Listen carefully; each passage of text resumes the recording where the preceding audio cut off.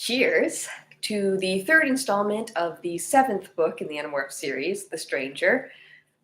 I feel like a lot happened on last week's episode, so I will have to recap a fair bit. The Animorphs all descended on the shopping mall separately and sort of met at the Gap because there's an entrance to the Yerk pool beneath their city in the last change room, behind the mirror of the last change room at the Gap. They used their cockroach morphs to infiltrate the entrance in the dressing room and crawl down into the Yerk pool, where they further infiltrated the lunchroom. But a taxon either mistook them, it may have mistaken them for real cockroaches and thought, tasty snack. Or, they may all be on the lookout for really any animals that are endemic to planet Earth and figure they may as well eat them. So they were about to be devoured by a taxon when a wild Q appeared. Sorry. And I don't think we know much about the Elemist or Elemists, plural, at this point, but it does have Q vibes in this first appearance, very much like Encounter at Farpoint, where the sort of seemingly all-powerful non-corporeal alien being just drops in and is like, you ragtag band of humans, I've taken a sort of interest in you, so I'm going to let you decide the fate of humanity. And the Elemist is basically offering a wildlife preserve for humans and other animals of planet Earth. So the Animorphs can choose to save themselves and their immediate family members and maybe a few others. And humans and, a handful of other animals for genetic diversity will be relocated to an off-world nature preserve. Or they can continue their war against the Yerks, which the Elemists insists that they cannot win and they will definitely lose. But the Animorphs are a bit skeptical and decline this offer. I'm sorry, that's been a couple minutes. So I will quit recapping. So where we left off at the end of a chapter, it says, Jake reached out and took her hand. Mr. Elemist, I guess you have your... And then I dropped the book.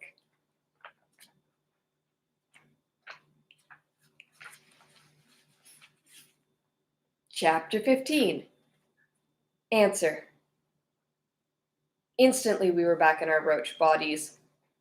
If you live, I will ask once more. If you live. The red whip of the taxon's tongue held me glued down, helpless. Morph out! Morph! Jake yelled in my head. I didn't need to be told twice. Through the fear, I focused my mind on my own human body. Suddenly, all around me went dark. We're inside the taxon, I yelled. Focus on morphing, Jake yelled back. We are busting out of here. A gush of stinging liquid like a tidal wave. A gush of stinging liquid like a tidal wave washed me away from the sticky tongue. I tumbled blind and terrified through hot, viscous goo. But at the same time, I could feel that I was growing. My roach antennae brushed against something very close to me, another cockroach, but bigger than it should have been.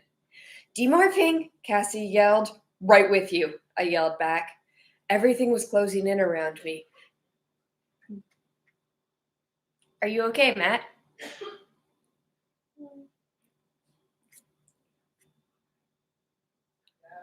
Okay.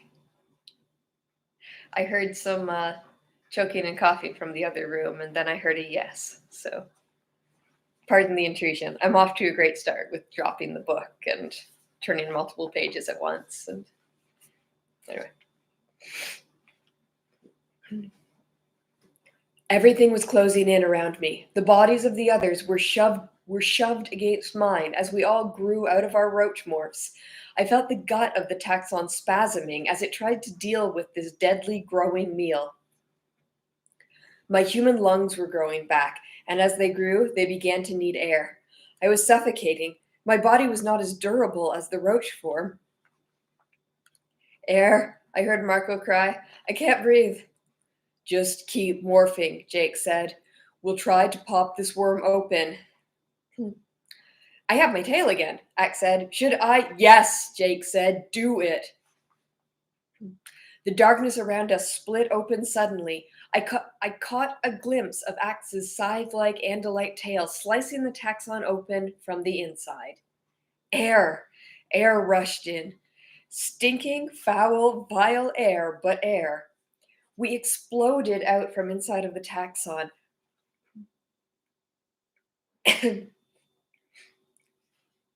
Sorry. We exploded out from inside the taxon, wrapped in its guts, covered with green-blue slime.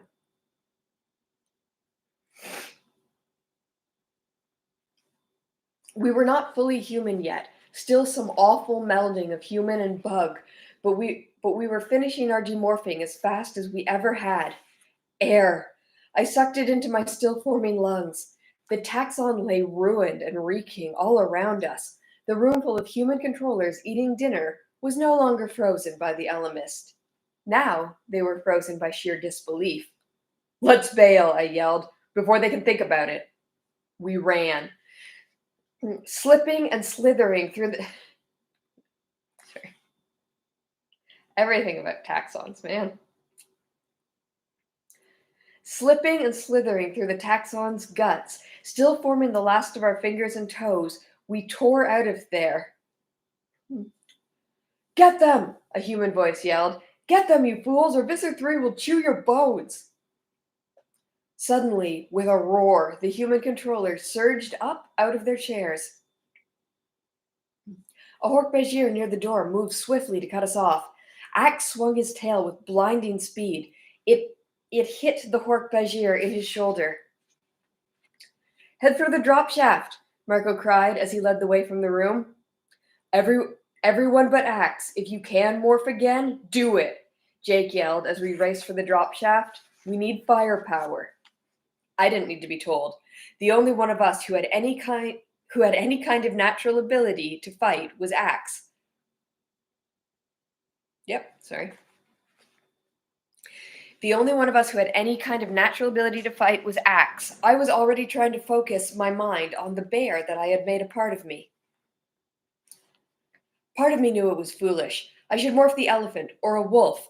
I knew both of those morphs. I could handle them. But I also knew the elephant might not fit into the drop shaft, and I wanted power. Woof! Something hit me, and I went sprawling across the dirt. A man stood over me, a grown man. He had slammed into me. For some reason, this outraged me. What kind of a creep would hit a girl half his size? Of course, I knew the answer. I knew the man was not really a man at all, but a controller. The yerk in his head didn't know or care about chivalry. The man bent over me and began to put his hands around my throat. Suddenly, he only had one hand. Ah! He cried, falling back. Thanks, Axe, I said. We are trapped, he said. I looked past him. The others had all reached the drop shaft 100 feet away. Between the two of us and them was a small army of human controllers and Hork-Bajir. As I watched, Marco and then Cassie were swept up the drop shaft. Only Jake was still standing there. He looked back at us with an expression of horror. Jake, get out of here, I screamed. We'll be okay.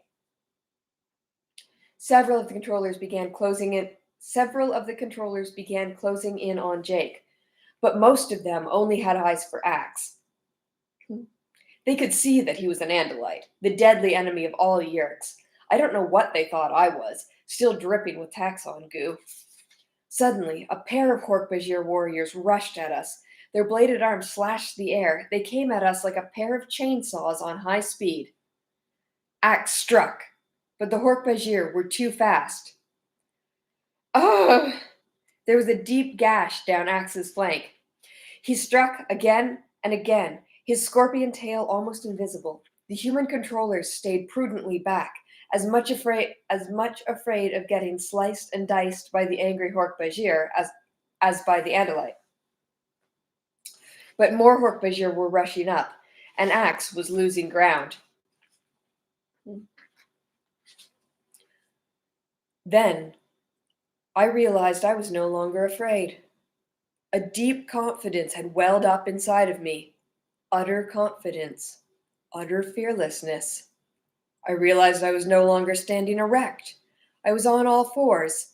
When I looked down, I expected to see my two hands splayed on the dirt. Instead, I saw massive paws. Coarse, dark brown fur. Black claws, each like the point of a pickaxe. I had become the bear. It was his confidence I felt. It was his total lack of fear. I was an animal that had never, in 1,000 generations of grizzly bears, known an instant of real fear. Suddenly, I felt a terrible pain in my shoulder. One of the Hork-Bajir had slashed me. I glared with nearsighted eyes and saw nothing but a tall blur. I had never morphed a bear before. I had never learned to control its brain, its instincts. The bear mind was focused completely on one basic fact. It had been challenged.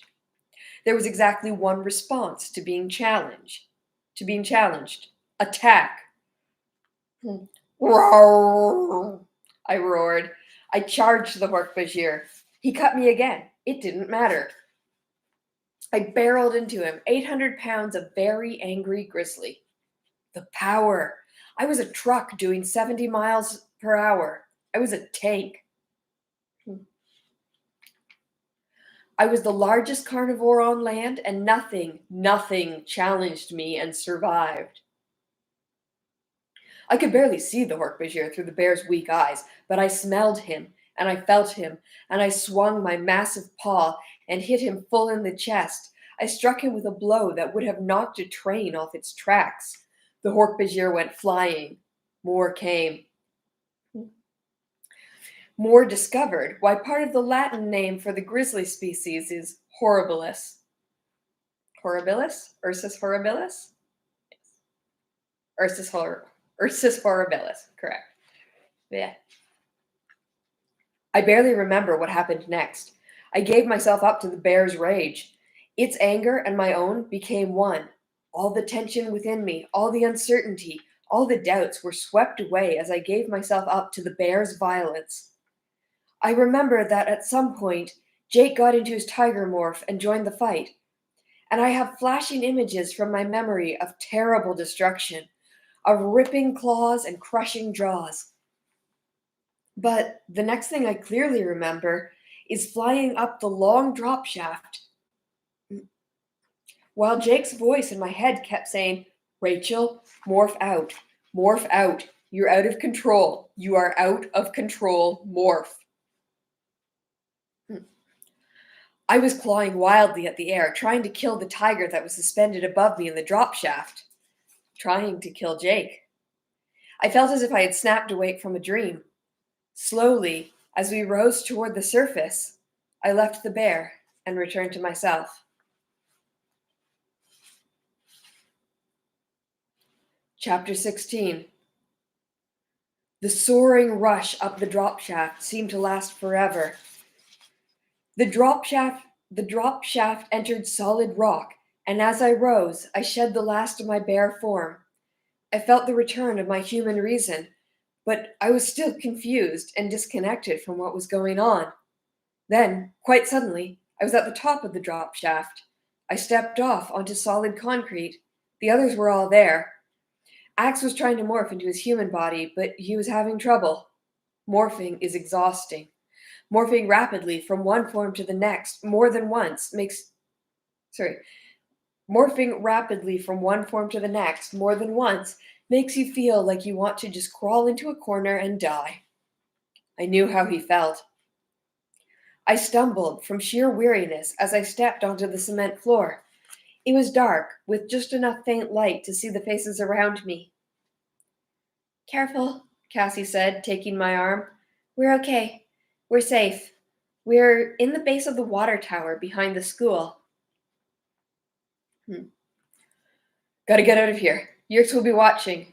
Yeah, they were, Marco said.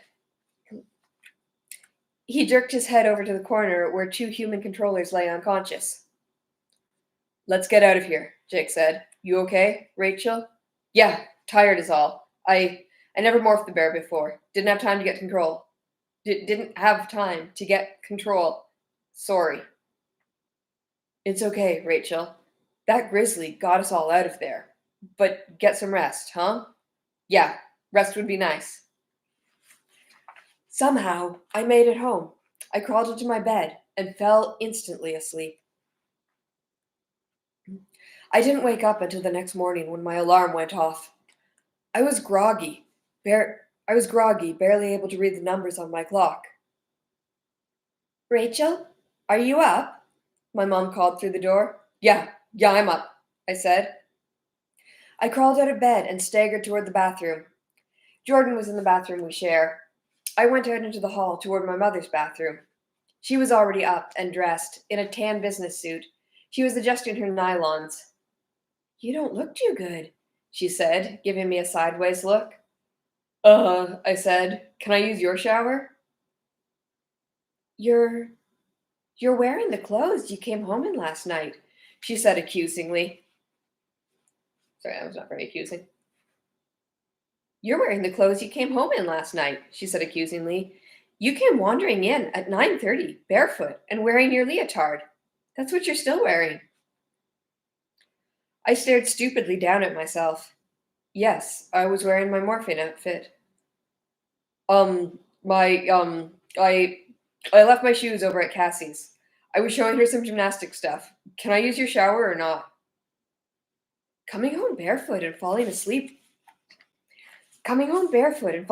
without even having dinner, my mom said, and shook her head. Rachel, if you're having some problems or something, I want you to talk to me.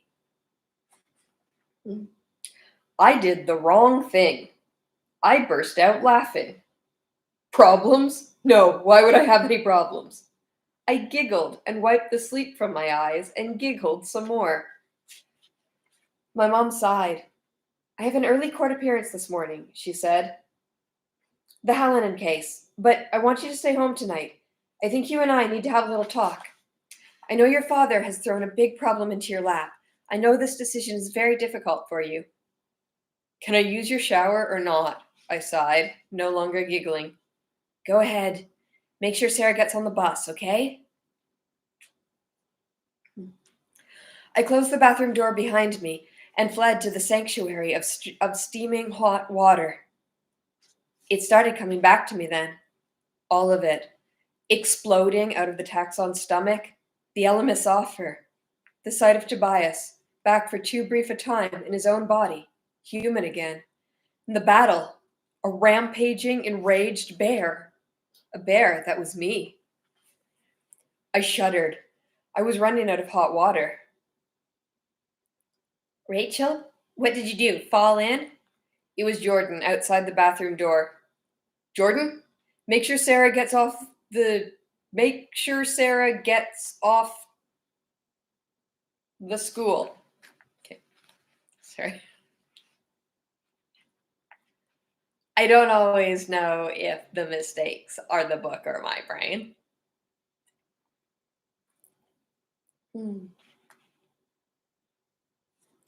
Jordan, make sure Sarah gets off the school, okay? I called out. I'm running a little late. You go ahead too. But I skipped school that day for the first time in my life. I lay around the house and watched daytime trash TV. I flipped channels back and forth between one bunch of messed up people and another bunch of even more messed up people. It was nice. Watching other people with problems, their problems all seemed easy compared to mine. But over but over the electronic pictures of angry people and placating house, other images appeared. A taxon split open like a torn bag of garbage, the frozen the frozen silent screams of involuntary hosts in their cages. And through all the television noise, I could still hear other voices in my head. The Elemis voice in my head. We can save a small sample of the human race. And Jake's voice. You are out of control. And my father. To another city, another state. I tried not to even think about everything that had happened the day before. I mean, it was so ridiculous. I lived in two completely different worlds. One world was filled by my family, school, gymnastics classes, shopping, listening to music, watching TV. Normal stuff. But then I had this whole other life. A life where I wasn't just Jordan and Sarah's big sister and my mom's first child and a teacher's pet and a gymnastics student who was weak on the balance beam. In my other life, I was a warrior. I risked my life. I fought in deadly nightmare battles against terrible odds. I became so much more than just a kid. Noon rolled around, and I made myself a grilled cheese sandwich. I turned on the TV in the kitchen while I cooked, and there was my dad on the noon news. There was my dad on the noon news. He was doing a remote, a story from outside the studio. Some stupid event at the convention center. I muted the sound and just watched the picture. I threw my sandwich in the trash. What am I supposed to do? I yelled, suddenly, shocking myself. What am I supposed to do?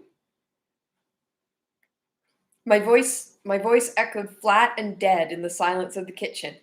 I felt foolish. It wasn't like me to get all emotional. I stood there, just staring at the cupboards. The Elemist, the bear, my father. What was I supposed to do? Leave my mom and sisters? Leave my dad? Leave my friends? Leave the whole messed up planet? I imagined going to see my father down at the convention center. Dad, I have this problem. And he would put his arm around me and fluff my hair the way he always did, and say, Come on, kid, don't be so serious. I turned the TV sound back on. My dad was grinning at something. Doing some chatter with the anchor people back at the station. Be leaving us soon, and we're all sorry to hear that, but I know it will be a great opportunity for you. Yes, it will, my father said. Although I will really miss all the... I snapped off the TV set. I felt sick inside. It felt like I had swallowed broken glass. I needed to get out of the house. I needed to stop thinking. I went upstairs and opened my bedroom window. Several minutes later, a large bald eagle flew from my window and soared high into the sky.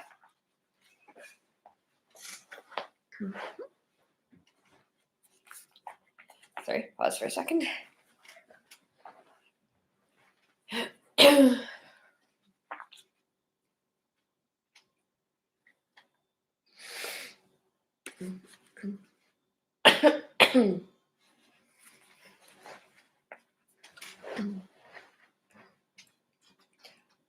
Chapter 17.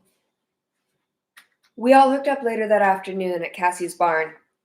Inside her barn, there are rows of cages in all shapes and sizes, mostly full. Birds are in one area, with mammals separated from them by a partition wall. I guess it makes the birds nervous to be in the same room with foxes and raccoons. Nervous birds hurt themselves, banging around the cages. When I showed up at the meeting barefoot and in my morphing outfit, everyone immediately knew I hadn't exactly taken the bus to get there. Jake and Marco were lolling on bales of hay. Tobias was perched on a crossbeam a few feet over our heads. I felt a stab of pain, seeing him that way again. Axe did not come to these meetings, usually. He would have had to assume his human morph, and he preferred to remain in Andalite form as much as possible. Hi, Rachel, Marco said, looking amused, but also a little wary. What have you been up to? Or maybe I should ask, what have you been? Cassie was busy changing the bandage on the wing of a sad-looking kestrel. Hey, Rachel, Cassie said, give me a hand here, will you? I didn't see you at school today. I went and held the struggling bird as well as I could. Kestrels are small falcons. This kestrel tried to take a bite out of me, but he was too weak to do any damage. I felt kind of sick this morning, I told Cassie, so I stayed home. But you felt better this afternoon? Jake said. So much better that you decided to morph? How did you get here? Just out of curiosity. Cassie was done and took the kestrel from me. I turned to look Jake in the eye. I flew. Is that okay with you? He glanced at Cassie, then at Marco. That bear you morphed yesterday, you went to the gardens and acquired that all on your own, didn't you? No, I said. I met that bear at the mall. Okay, Jake said. And today you ditched school and end up morphing whatever you morphed. An eagle, Tobias said. I saw a bald eagle riding the thermals this afternoon. I should have guessed. It was up for too long, acting like a buzzard. A real eagle would have perched after a while. It's so nice knowing I have privacy, I said sarcastically. That was about noon, Tobias said. That was about noon, Tobias said. If you came here and eagle morphed too, that would be more than 2 hours. You must have demorphed, then morphed again. Jake looked at me sharply. You spent the whole afternoon in morph? Yes, mother, I said. Jake jumped up and stood right in front of me, his face just inches from mine. Don't give me your sarcasm, Rachel. You are acting really weird. That's everyone's business, because if you do something stupid, we could all end up paying the price. You go and acquire a grizzly? Without backup? You could have been killed. So what? I shot back. You heard the Alarmist. We're doomed. It's going to be the Yerks 1, human 0, we lose. So who cares about anything? Who cares if I skip school to go flying? Suddenly, Jake just sagged. I don't know, Rachel. I don't have any answers. I'm sick of trying to have answers. You decide. I don't want to argue with you. I don't know what your problem is, but you know what? You deal with it. I've never seen Jake look so tired. 1 minute, he was being strong, sensible Jake, leader of the Animorphs, and the next minute, he looked exhausted. His eyes were red. He was blinking constantly. He looked like he was worn out just by breathing. My dad wants me to move out of state with him, I said. Everyone just kind of stared at me. They all had blank, tired eyes, not much different from Jake's. What are you going to do? Cassie asked. I threw up my hands. How can I even think about something that unimportant? I mean, like we don't have bigger things to worry about. The fate of planet Earth and the human race. Different things bother different people, Cassie said. I know how you feel about your dad. I know how you feel about your dad. He's a jerk for dumping this on me, I said loudly. It was weird. All of a sudden, I felt like I was choking, like I was ready to explode, like my brain was spinning out of control. It's like, what am I supposed to do? I yelled.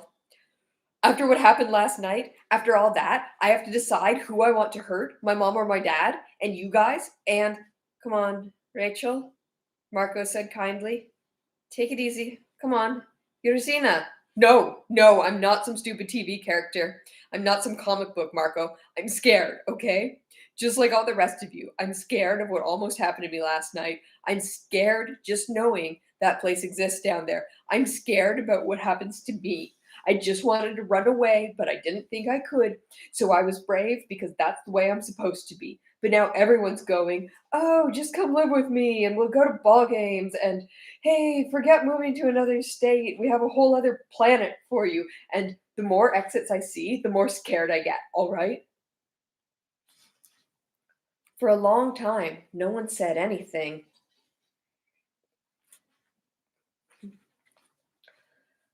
Marco sighed heavily. I've been thinking. I'm changing my vote. If the Elemist asks again, I'm going to vote yes. What? Jake demanded. Why? Marco shrugged. Rachel's losing it. If she loses it, how long are the rest of us going to last? Shut up, Marco. I'm not in the mood for your jokes, I said. Me neither, Marco said flatly. You know how much sleep I got last night? About an hour. Nightmares. I was a zombie in school today. I feel like my skin has all been rubbed with sandpaper. I'm jumpy. I'm scared. I'm stressed. It's gonna happen, Jake said. This was always insane, right from the start, Marco said. A handful of kids fighting an alien invasion? Look what's happening. Tobias is trapped in a morph. Rachel is starting to use morphine to get away from her problems. The other night, I woke up in bed and I didn't know what I was. I didn't know if I had hands or fins or claws or talons. Maybe you and Cassie are immune, Jake, but I doubt it. We can't give up, Jake argued stubbornly. All we ever do is lose, Marco said. We annoy the Yerks. Maybe we blow up a ship or have some little success, but the invasion marches on, and all we ever do is barely escape with our lives. We're like some baseball team that never wins a game, and now, according to the Elemist, we know it's going to be a whole losing season. We aren't even going to be in the playoffs. I don't care, Jake said. I'm not giving up. Jake, Cassie said, see this? She held up her left arm and pointed to a scar above her wrist. I got this one from a raccoon. The raccoon had been caught in a trap. Its leg was broken. I was trying to free it so I could save it. It bit me. We're not raccoons, Jake said. Aren't we? Compared to the Alamist? Cassie said. Isn't it just possible that he's right? That what he's trying to do is save at least a part of the human race? That he's just trying to get us out of the trap and fix our broken bones? Cassie's right, Marco said. If the Elemist had wanted to hurt us, he could just destroy us. You know it as well as I do. Fine. So fine, I'm going to let him get my leg out of the trap. But I have some conditions. First, there are some people going with me. But if the Elemist can save those people along with me, then I have to say yes. Marco looked at me, then Jake, and Cassie, and Tobias. They all looked at me. The vote was now 2-2. I was the deciding vote. It would mean no more battles. It would mean that somewhere, wherever the Elemist took us, there would be no job in another state for my dad. There would be no more painful decisions for me to make. I opened my mouth. I started to speak. I promised I would ask you again. Uh-oh, Marco said. I will show you what you need to understand.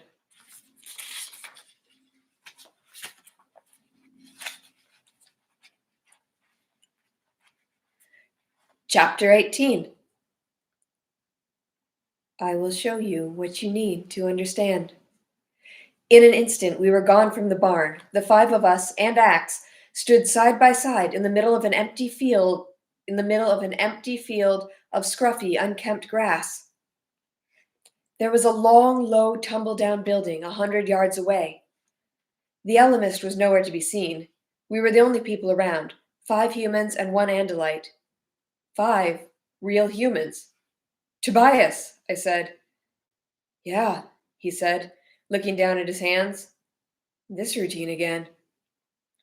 Jake looked angry. Cassie marveled. Marco tried to smirk nonchalantly, but wasn't succeeding.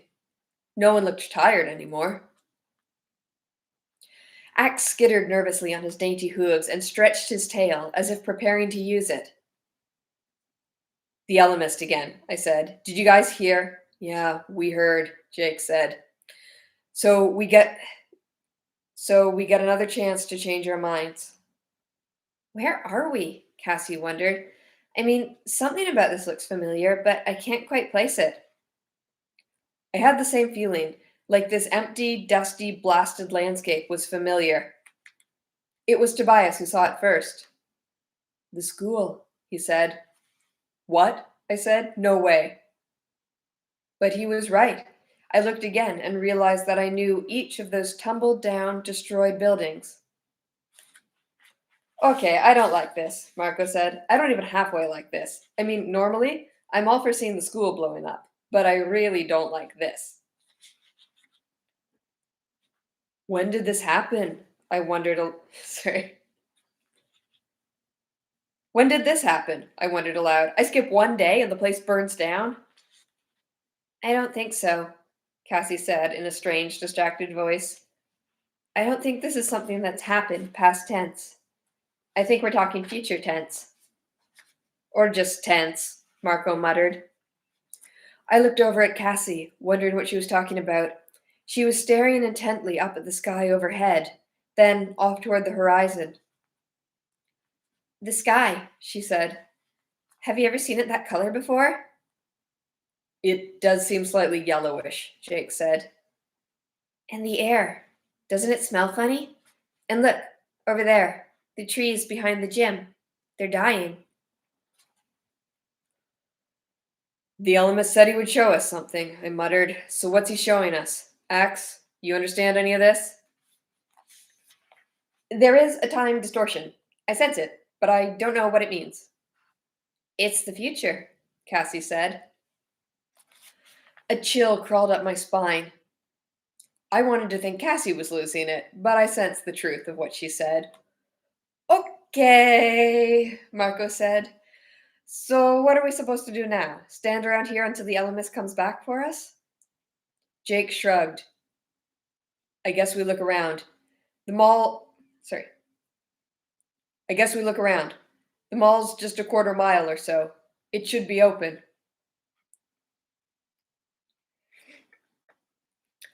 So we walked across the scruffy field, beneath a sky that seemed to add yellow to blue and make patches and wisps of green, unlike any sky I had ever seen. We passed the school and looked morbidly through the blast holes to see if we could recognize anything.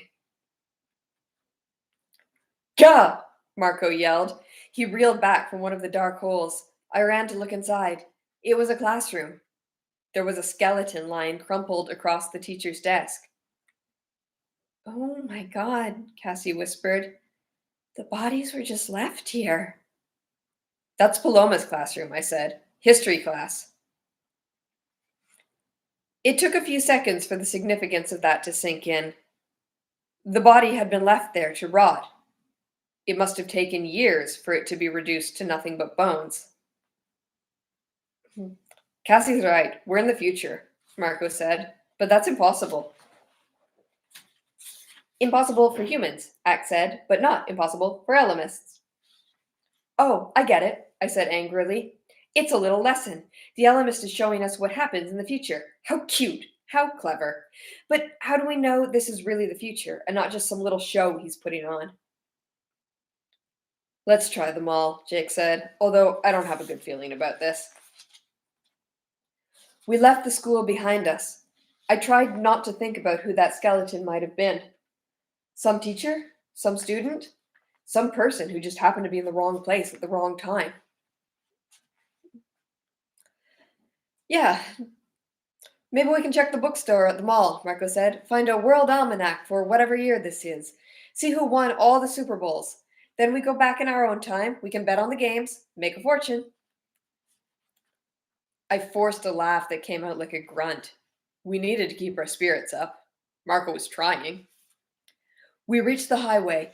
We reached the highway. 8 lanes of concrete, dead silent. Not a car, not a truck, empty. On the far side of the highway was a rusted wreck of a car. Bony white hands clutched the steering wheel. We stayed away from it.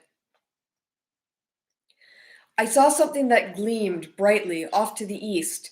It seemed to run in a straight line from the far horizon to a point much closer. I squinted to see what it was. Too bad we don't have your hawk eyes now, I whispered to Tobias. It's a tube, I think. Pardon me. It's a tube, I think, like a long, long glass tube. There, something is moving down it. It is a conveyance of some kind, Axe said. He had turned all 4 of his eyes toward it. It seems to be a glass tube that goes on for many miles. Inside it are fast-moving platforms, like your trains, only faster. They are going perhaps 300 or more of your miles per hour. They're everyone's miles, Marco said. You're on Earth, Axe. We all have the same miles. What about your nations that use kilometers? Axe said smugly. See, I am learning. Some kind of very high-speed train system, Jake said. That's why no one is on the highway. The question is, who built the system? I pointed out. A few minutes later, we reached the mall, but it had changed. It had changed quite a bit. Oh man, Marco said. Look at that. Oh man. The mall was still standing. Even the sign that said Sears could still be seen. But holes, perfectly round and about 6 feet across, had been drilled into the sides of the 4 big department stores.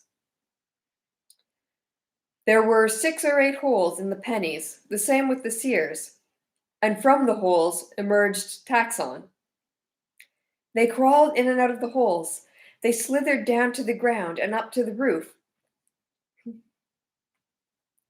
Some were carrying boxes from a squat, bulky spacecraft that sat in the parking lot. They were unloading it like a truck, carrying silvery packages in through several of the holes. It's a hive, Cassie said. It's like a beehive or an ant colony. They've taken it over. The mall is a taxon hive.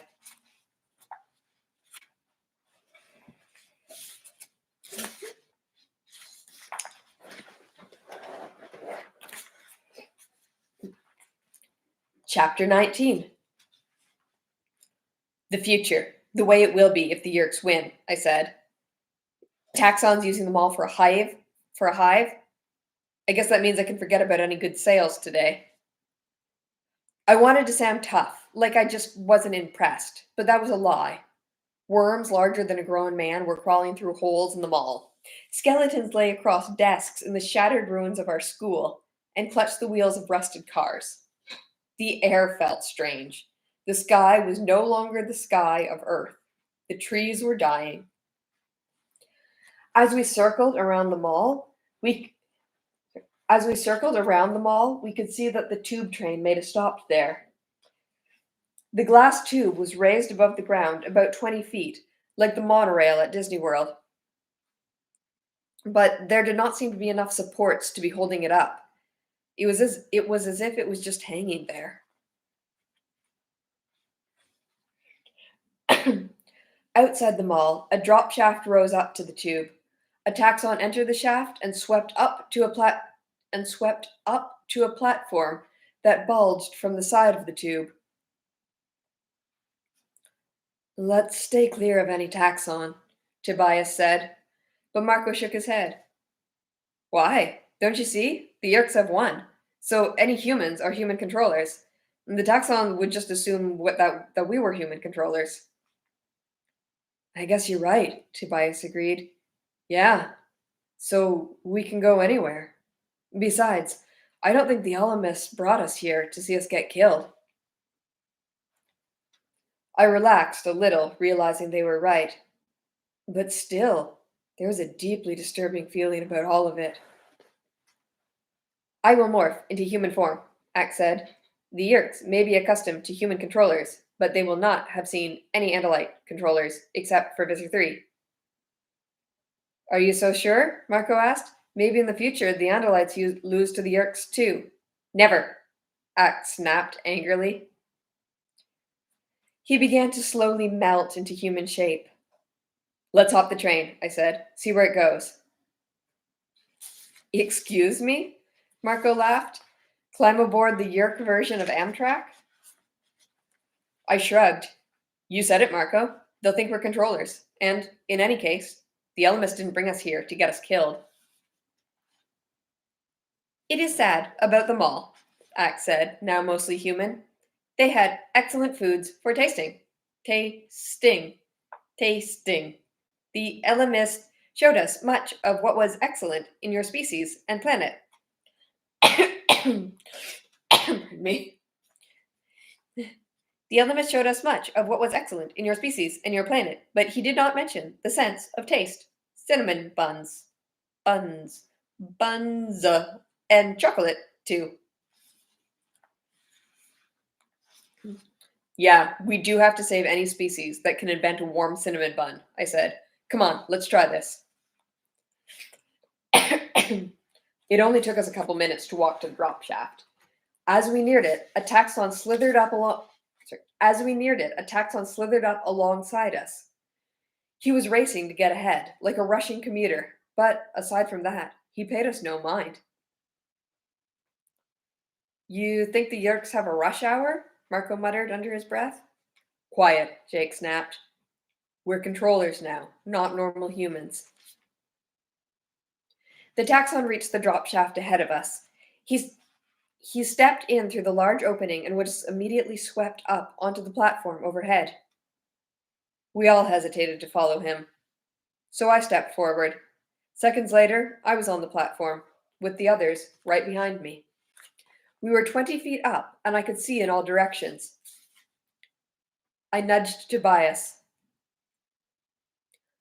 A small yerk pool had been built on the roof of the mall, right over the place where the food court had been. It was a shallow, sludgy pool.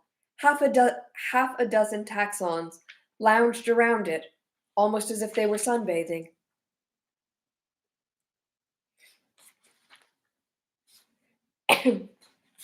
There were no cages at this yerk pool. Taxons are all voluntary hosts. Another reason not to like them.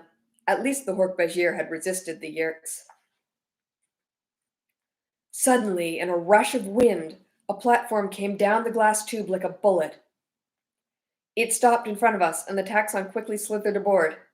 We followed. It was not a closed car like a train. It was just a clear platform, open at the front end and the back. There were maybe 20 standard seats, half occupied by human controllers. Toward the back was an open area where the taxon went. At the front were several larger chairs, much larger, and made of steel, with no padding. Those had to be for the Hork-Bajir. Space for about 4 Hork-Bajir, maybe 2 or 3 taxons, and seats for 20 or more humans. So there were far more humans around than either taxon or Hork-Bajir, I concluded. We would not look out of place. The train launched like a bullet down the glass tunnel, but there was no lurch and no rushing wind. We just blew along at a speed that boggled the mind. The trip from the suburban mall to downtown usually took half an hour by bus. We made the trip in about a minute and a half. Jake gave me a look. We were getting off here. We rose and left the train. Fast, Marco said. Beats the bus, I agreed. It was beyond strange, walking the streets of downtown. Entire skyscrapers were simply gone. Others now had wormholes for the taxons. I looked up 30 stories and saw taxon crawling up the sides of a building that used to be the headquarters for a bank. The tallest building in town was the EGS Tower. It was 60 stories tall. It's sorry. The tallest building in town was the EGS Tower. It was 60 stories tall. It still stood, almost intact. But for some reason, the top 2 floors had been sheared away, then covered with a glass dome. Pale sunlight sparkled off the dome. It was almost like a beacon. Humans and Hork-Bajir walked the street side by side, but not in large numbers. In fact, the entire city seemed far emptier than it should have been. We turned a corner and froze. That's where the city arena should be, I said. It's where we saw the circus. The arena, that big department store, that building that used to have the tall antennae on top. They're all gone, Marco said. Just gone. In all of their place was a yerk pool. A pool of shocking size. It was a small lake, really. You could have ridden around on it in a motorboat and not looked out of place. It was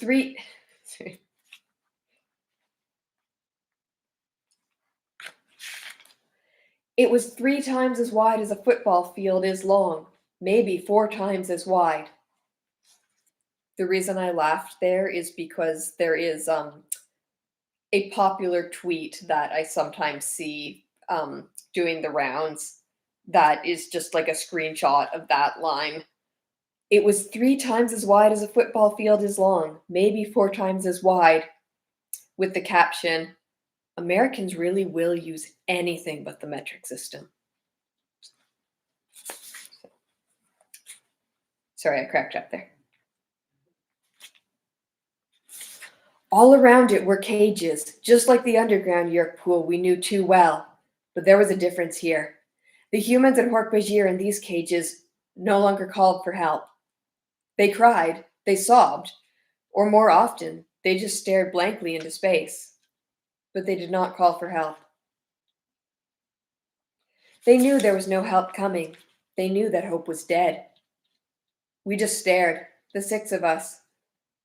Just stared emptily. A human controller brushed past us, jostling me as she went. Excuse me, I said in a sarcastic voice. A mistake. I knew it was a mistake as soon as the 2 little words were out of my mouth. The woman stopped. She came back toward us. What did you say? She demanded. Nothing, I said.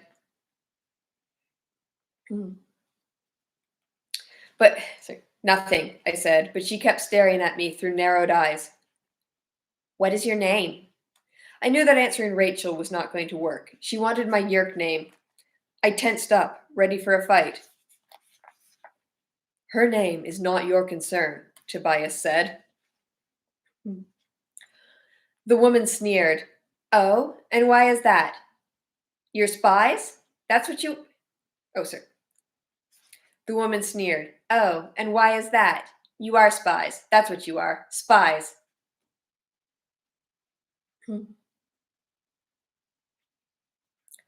Her name is not your concern, Tobias repeated. His name is your concern. He jerked his thumb at Axe. Because his name is Visser 3. Okay, and that is almost an hour, so I will conclude there and we can reconvene next week at chapter 20, and yeah, that will be the last installment of this book. Okay. Thank you so much for playing with me.